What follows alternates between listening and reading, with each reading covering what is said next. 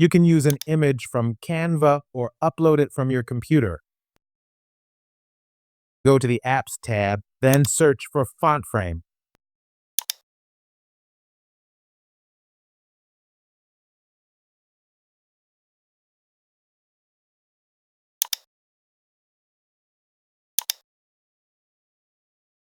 Set your text, then its style and outline width.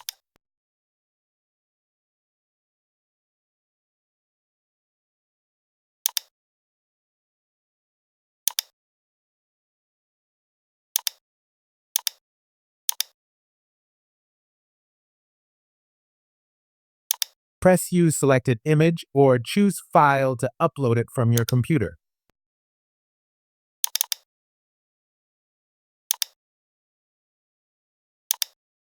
Press Add to Design.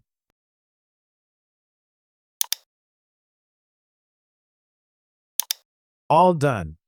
Please subscribe.